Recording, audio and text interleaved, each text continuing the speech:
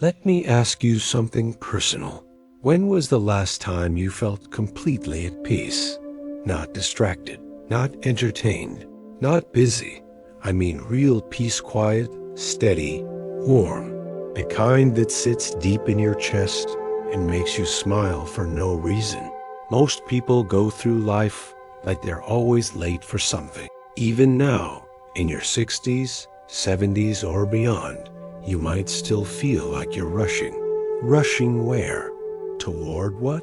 You've worked hard, raised a family, built a life, but deep down, is there still something missing?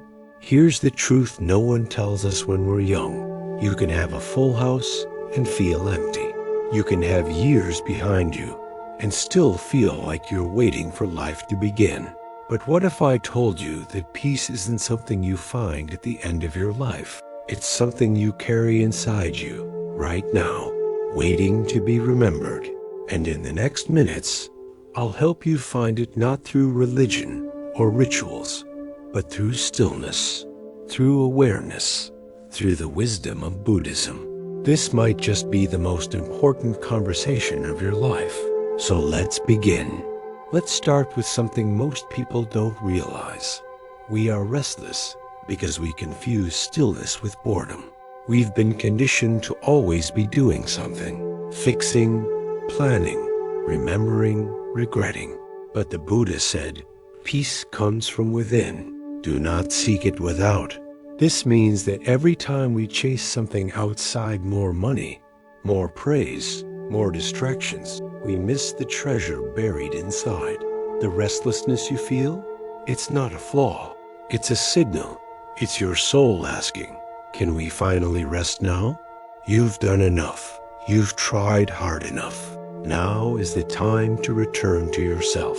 In the West, aging is often seen as decline, but in Buddhism, it is seen as refinement. Like a stone shaped by water, your soul has been softened by the years. Your patience is deeper. Your vision is clearer. You no longer rush to be. You long to be at peace. That's not weakness. That's wisdom. And wisdom, my friend, is the highest form of strength. In monastic life, we often say, old age is a lantern. It lights the way for those who come after. So don't see your years as something to hide or escape. Wear them like a robe of honor. Now, let's talk about the quiet pain that so many carry. Regret. Regret is a heavy burden. It shows up as thoughts like, I should have said something different. I wish I had forgiven her before it was too late. I wasted too much time being angry. But here's what Buddhism teaches us. Regret is only useful when it awakens compassion, not when it chains us to the past. One of the most powerful things you can say to yourself is, I did the best I could with what I knew then, and now I know better. You are allowed to grow. Even at 60, even at 80, even at 100. Growth doesn't end when our hair turns white. In fact, that's when the real growth begins. Let me tell you a story from the Buddhist tradition. There was once an old man who came to a monastery every morning and placed a bowl of rice on the steps. He never spoke to the monks, just bowed and left. One day, a young monk asked the master, why does he bring rice every day? The master smiled and said, because when he was young, he stole food from this temple. Now, as an old man, he returns what he took grain by grain. The monk said, but he doesn't say sorry. And the master replied, real apology doesn't need words. It needs sincerity. You see, healing doesn't always come through grand gestures. Sometimes it's the quiet offerings, the little changes that carry the most weight. Maybe your version of the rice bowl is reaching out to someone or forgiving yourself for something long past. Each step toward peace counts, even the small ones. Let's talk about loneliness. A quiet ache so many older people feel, but rarely speak about. It's not just about being alone. It's about feeling unseen. You may have raised a family, worked a job, given everything you had, and now the house is quieter. The phone doesn't ring as often. Holidays feel different. But here's the truth. You are not forgotten. In Buddhism, we say, to see yourself clearly is to never be lonely again. Because when you learn to sit with your breath, to listen to your body, to witness your thoughts without judgment, you realize you are never truly alone. The breath is your companion. The earth is your witness. And your awareness is your greatest friend. 6. The illusion of control. You've lived enough years to know that life doesn't go according to plan.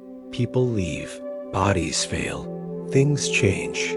And yet, most suffering comes from trying to control what was never ours to begin with.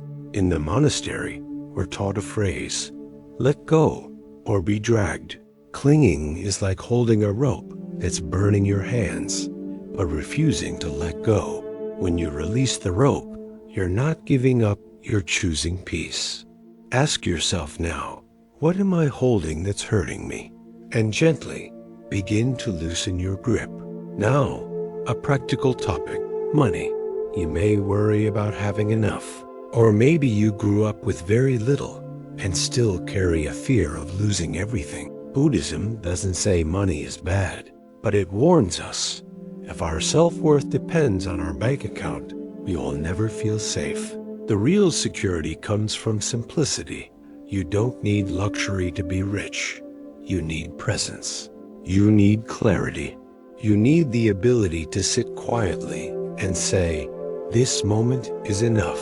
Shi Hang Yi once said, true wealth is not having everything but needing less.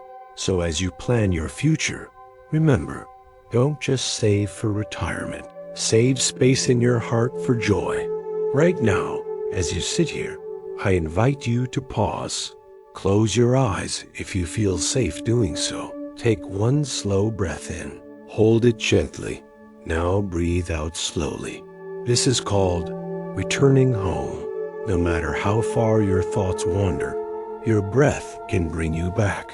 This simple practice done daily can shift your entire life, not because it fixes problems, but because it reminds you, you are alive, you are here, and you are enough. One of the most profound gifts of Buddhism is learning how to face death with peace, not with denial, not with panic, but with grace. Death is not the end. It is a return, a transformation. Just as the moon waxes and wanes, just as flowers bloom and fall, we too are part of nature's great rhythm. The goal is not to escape death, but to live so fully that when it comes, we are ready to bow to it. As the Buddha said, of all footprints, that of the elephant is supreme. Of all meditations, mindfulness of death is supreme.